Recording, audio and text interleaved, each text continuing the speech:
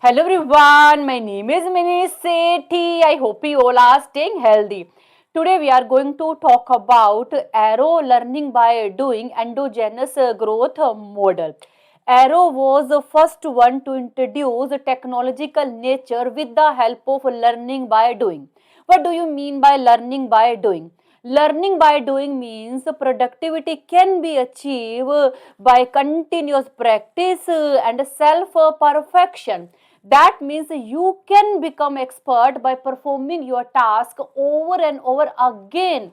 For example, new employees learn by actually performing their task every day. Similar, doctors and nurses gain experience by performing their procedure every day. So we can say that consistent and continuous practice is crucial for gaining expertise.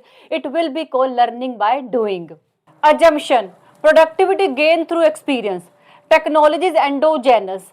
That means a technological change driven by internal factor rather than external factor.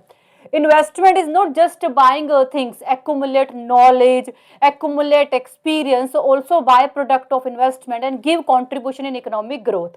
A knowledge spillover, that means knowledge acquired by individual firms spread all over the economy. Equation of arrow production function.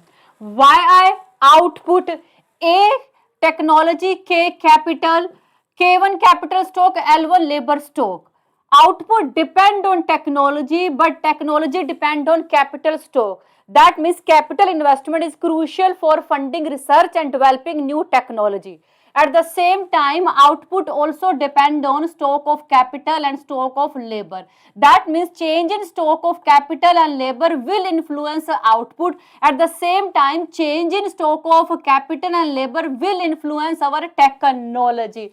In short, you can say that technology, labor, capital simultaneously influence our output according to this equation.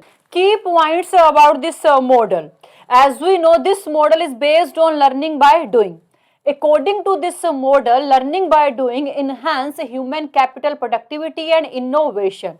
And according to this model, productivity increase as workers and firm gain experience through repetition and continuous practice every day. This model highlight how learning by doing lead to technological advancement, eventually lead to economic growth. This model emphasizes knowledge through experience is key input in production process and contribute to long-term growth. In this diagram, horizontal side output, vertical side cost per unit. This is our initial average total cost curve. Here you can see because of learning by doing, our average total cost curve shifted downward. This is our new average total cost curve which has shifted downward because of learning by doing. That means our average total cost reduced because we are gaining experience, we are gaining knowledge by continuous performing our task, or you can say that we are gaining experience and knowledge by performing our task over and over again. Criticism: oversimplification of our knowledge.